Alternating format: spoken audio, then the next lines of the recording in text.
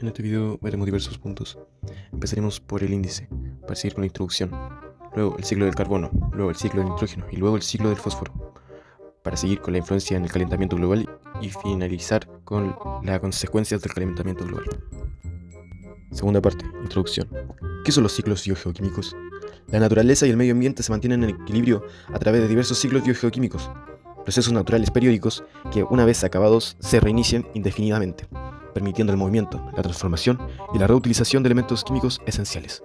Más notoriamente, la integridad de los ecosistemas se funda mayoritariamente en tres ciclos esenciales: el del carbono, el del nitrógeno y el del fósforo, diferenciándose entre sí tanto por sus procesos como por sus aportes. Pese a esto, su esencialidad es indiscutible, y la ausencia de cualquiera de estos tres traería consigo consecuencias catastróficas para el equilibrio del entorno. De este modo, la fundamentalidad de la mantención de la actividad de dichos procesos y su no sobrecarga ha de ser adoptada como una prioridad. Parte 3. Ciclo del carbono. Definición, etapas y fórmulas. Empezaremos hablando sobre un ciclo fundamental para la regulación de la temperatura global y el equilibrio de los ecosistemas, debido a procesos de gran importancia como la respiración celular y la fotosíntesis. A través del ciclo del carbono, este elemento se mueve por la litosfera, la hidrosfera y la atmósfera. El ciclo del carbono posee dos variantes, el ciclo rápido y el ciclo lento. En el ciclo rápido encontramos la fijación del carbono, que ocurre cuando plantas y bacterias, al realizar fotosíntesis, capturan el CO2 atmosférico. La fórmula de la fijación en las plantas es 6CO2 más 6H2O. Pasa a 6CH12 o 6 más 6O2.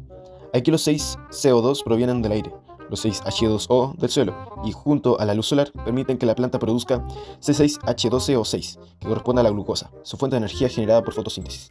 Además, se liberan 6O2, que son los desechos gaseosos de la planta. La siguiente etapa se denomina liberación de carbono a la atmósfera, que corresponde a la emisión del CO2 mediante la respiración celular de los organismos. Esto completa el ciclo, ya que el carbono pasa de los organismos a la atmósfera y de la atmósfera a nuevos organismos, y así sucesivamente. No existe una sola fórmula para liberar el carbono a la atmósfera, pero la más común es la respiración celular. C6H12O6 más 6O2 pasa a 6CO2 más 6H2O más energía. Aquí la glucosa proviene de los alimentos o de la fotosíntesis y actúa como combustible. El oxígeno permite oxidar a la glucosa de manera controlada. Como resultado se produce CO2, que es expulsado por exhalación en organismos terrestres o por difusión en organismos marinos, además de H2O y ATP, que es la molécula energética usada por las células para crecer, moverse, respirar, etc. La otra variante es la etapa geológica, o ciclo lento, donde ocurren procesos que pueden tardar miles o millones de años. Esta etapa se divide en varios procesos. 1. Mineralización y sedimentación del carbono. La sedimentación ocurre cuando restos de seres vivos o carbonatos se hunden y se acumulan, como sedimentos en el fondo del mar, lagos o suelos. Su fórmula es CO2 más H2O más K2 más pasa a ser KCO3 más 2H+. En esta reacción, el CO2 del aire se disuelve en el agua. Sin agua no habría formación de carbonatos. El ion calcio proviene del mar y se une al ion carbonato, CO3 2 menos, para formar carbonato de calcio, KCO3. El KCO3 precipitado es el producto sólido que se hunde hacia el fondo, representado por la flecha. Además se liberan iones hidrógeno, 2H+, que aumentan la acidez del agua. La mineralización ocurre cuando el carbono queda acumulado en la tierra como materia orgánica y los microorganismos la descomponen, produciendo CO2 u otros minerales. No existe una fórmula única, pero la más representativa es C6H12O6 más 6O2 pasa a ser 6CO2 más 6H2O. Esta ecuación representa la respiración microbiana realizada por bacterias heterótrofas, descomponedoras, tanto aeróbicas como Bacillus, Pseudomonas, Mycobacterium, como anaeróbicas como Clostridium, Bacteroides, Firmicutes anaerobias. Es básicamente el mismo proceso que la respiración celular, pero llevado a cabo por microorganismos bajo tierra. 2. Liberación del carbono por metamorfismo o vulcanismo. Aquí el carbono atrapado en rocas vuelve a la atmósfera gracias al calor y la presión internas de la Tierra. La fórmula clave es KCO3 pasa a ser KO más CO2. El KCO3 es el carbonato cálcico, presente en sedimentos marinos y rocas calizas, originado por conchas, corales y otros organismos entrados por procesos como la subducción. El calor descompone el carbonato, generando óxido de calcio, KO, que queda en la roca metamórfica y liberando CO2, representado por la flecha, el cual asciende por fracturas y cámaras magmáticas hasta ser expulsado por volcanes, incluso aquellos que no están en erupción. 3. Emisión de CO2 y CH4 por actividades humanas. Actividades como la minería y la quema de combustibles fósiles liberan grandes cantidades de carbono a la atmósfera. Una fórmula común es la combustión. C más O2 pasa a ser CO2. Esto explica cómo el carbono quemado se libera como CO2, aumentando el efecto invernadero y contribuyendo al calentamiento global, lo cual lo analizaremos más adelante. Parte 4. Ciclo del nitrógeno. Definición, etapa y fórmulas. El nitrógeno es un componente esencial para la vida, ya que forma parte de los ácidos nucleicos, ADN y ARN. Además, es el gas más abundante de la atmósfera, representando cerca del 78%. Sin embargo, el nitrógeno atmosférico, N2, no puede ser absorbido directamente por plantas ni animales, por lo que debe pasar por una serie de procesos químicos que ocurren principalmente en la biosfera, atmósfera y geosfera, transformándose en compuestos como el amonio, NH4+, y con esto, claro, se puede explicar las etapas del ciclo del nitrógeno. Primera etapa, fijación. Al igual que en el ciclo del carbono, existe una etapa de fijación. En esta, el N2 atmosférico se convierte en sustancias utilizables por los seres vivos. Fijación por descargas eléctricas, rayos. Cuando cae un rayo, la temperatura supera los 30.000 grados Celsius, lo que rompe las moléculas de N2 y O2, permitiendo que se unan. La fórmula es N2 más O2 pasa a ser 2NO. Luego, el NO reacciona con oxígeno atmosférico y se convierte en dióxido de nitrógeno, NO2. Al disolverse en el agua de lluvia, se forman nitratos, NO3-, que caen al suelo y pueden ser absorbidos por las plantas. Fijación biológica. Es realizada por microorganismos diazótrofos, que son los que poseen la enzima nitrogenasa. Ejemplos: Bradyrhizobium, Frankia y Azospirillum. La fórmula es N2 más 8H más 8 electrones más 16 ATP pasa a ser 2NH3 más H2 más 16 ADP más 16 PI. Esta reacción muestra cómo el N2 se reduce para formar amoníaco, NH3, utilizando 16 ATP para romper el triple enlace. En el suelo, como hay H disponibles, el NH3 inmediatamente se transforma en amonio. NH3 más H pasa a ser NH4+. Etapa 2. La nitrificación. La nitrificación convierte el amonio en nitratos, que son la forma más utilizada por las plantas. Ocurre en dos etapas. Está la nitrosación, cuando las bacterias no nitritantes, como nitrosomas, oxidan el amonio. La fórmula es NH4 más 1.5 O2 pasa a ser NO2 menos, más 2H más H2O. La otra etapa es la nitración. Bacterias nitrantes como Nitrobacter oxidan los nitritos. La fórmula es NO2 menos más 0.5 O2 pasa a ser NO3 menos. El resultado final es el nitrato, NO3 menos, la forma preferida por muchas plantas. La etapa 3, la asimilación. Es el ingreso del nitrógeno al organismo de plantas y animales. Las plantas lo incorporan por las raíces y los animales al consumirlas. Si la planta usa amonio, la fórmula es NH4 más glutamato pasa a ser glutamina. El glutamato sirve de base y la formación de glutamina permite generar otros aminoácidos. Si usa nitrato, primero debe reducirse dentro de la planta. Primero, reducción de NO3 menos a NO2 menos. NO3 menos más 2 electrones más 2H más pasa a ser NO2 menos más H2O. Segundo, reducción de NO2 menos a NH4 más.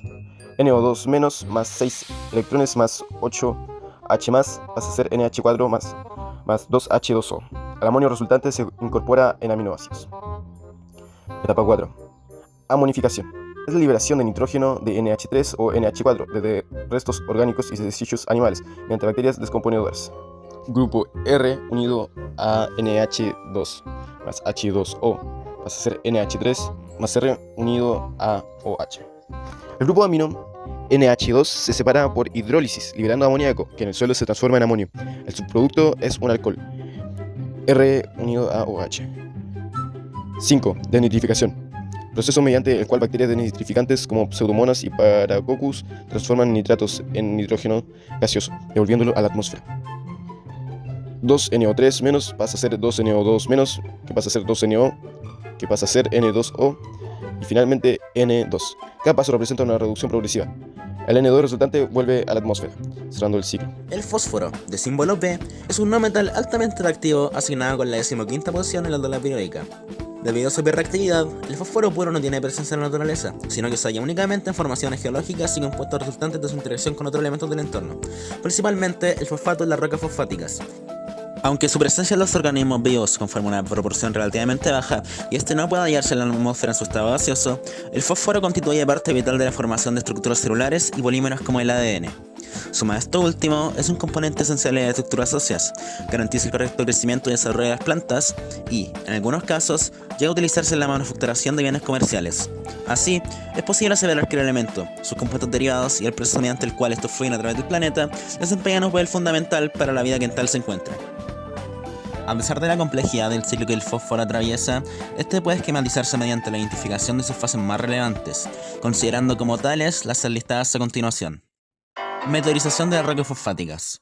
Aquellos minerales que se hallan en la corteza terrestre y contienen fósforo son descompuestos a través de la presencia e interacción de factores físicos como el viento, el agua, la temperatura y la presencia de ácidos, así liberando iones fosfato al suelo.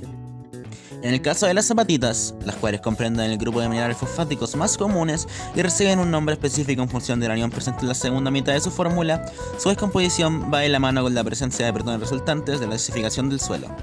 La reacción de meteorización de la hidroxiapatita, por ejemplo, se representa mediante la siguiente ecuación química, en la cual, al reaccionar la hidroxiapatita con los protones, se rompe la estructura del mineral, liberando fosfato al suelo. Absorción por las plantas. Una vez se liberen los iones fosfato al suelo, las plantas son capaces de absorberlos por medio de sus raíces, incorporándolas a sus biomoléculas. Transferencia mediante cadenas tróficas.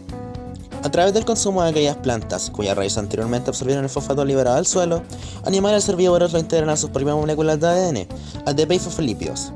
Asimismo, carnívoros y otros depredadores adquieren el fósforo mediante la ingesta de presas herbívoras. Descomposición y mineralización. Los descomponedores del suelo actúan sobre los desechos de plantas y animales, desintegrando tanto sus restos como sus heces y orina. Así, liberan nuevamente el fósforo en forma de fosfato inorgánico, el cual se reintegra al ciclo a través de los sedimentos del agua y el suelo. No obstante, este proceso es extremadamente lento e implica la constante acumulación de materia muerta en el fondo oceánico, pudiendo llegar a tardar millones de años. Sedimentación y formación de rocas. El fósforo presente en los cuerpos de agua puede precipitar y formar sedimentos en el fondo. Bajo las condiciones adecuadas, estos pueden convertirse en rocas sedimentarias, almacenando el fósforo de forma mineral. A través de la actividad humana, es posible lograr una desfavorable desestabilización del proceso, teniendo como consecuencia de mayor notoriedad la eutrofización, fenómeno ambiental que resulta tras la saturación de nutrientes en un determinado cuerpo acuático. Así, el crecimiento de algas y plantas acuáticas se descontrola, desencadenando deficiencia de luz solar, disminución de la población del ecosistema, descomposición de restos, falta de oxígeno y exceso de desechos. A pesar del idílico balance que cada uno de los ciclos biogeoquímicos debería de mantener, el desequilibrio en una sociedad marcada por la inconsciencia es todo menos evitable. A través de la intervención humana, la estabilidad de estos procesos se ve inequívocamente afectada, trayendo consigo esta modificación consecuencias indeseables en lo que a la masificación del calentamiento global respecta. Actividades industriales como la quema de combustibles fósiles, por ejemplo, alteran el ciclo del carbono liberando mayores cantidades de dióxido de carbono a la atmósfera, saturando así el proceso. A su vez, esta saturación desencadena el aumento del efecto invernadero, lo cual a su vez concluye con una significativa contribución al calentamiento global. Del mismo modo, la tala y deforestación indiscriminadas resultan en la escasez de suministros de carbono, de modo que el carbono liberado es recapturado con deficiencia. Además, el aumento de las temperaturas globales implica un proceso de retroalimentación y, consecuentemente, de una liberación aún mayor de gases de la atmósfera. Por otro lado, el desequilibrio de los ciclos del fósforo y el nitrógeno a través de actividades como la ganadería, la agricultura y el empleo indiscriminado de fertilizantes desencadenan la eutrofización de las masas acuáticas, afectando tanto los ecosistemas que en tales residen como a la acumulación de gases de efecto invernadero en la atmósfera, sumando así el efecto del calentamiento global en el planeta. Hoy por hoy, la masificación de la ignorancia permite al público en general desentenderse del concepto de calentamiento global, restarle importancia o, en el peor de los casos, negarlo tajantemente. No obstante, los efectos de esta crisis son notorios e innegables. Es puramente natural que viéndose el planeta sometido a un incremento tan drástico en su temperatura promedio, las consecuencias resulten devastadoras. Si se desea abordar la problemática desde una escala global, han de esperarse repercusiones tales como el de hielo de glaciares, el aumento del nivel del mar y la mayor frecuencia e intensidad de desastres naturales extremos. Junto a esto, el aumento de temperatura trae consigo mayores complicaciones a la salud humana, daño irreparable a los ecosistemas y pérdida de la biodiversidad.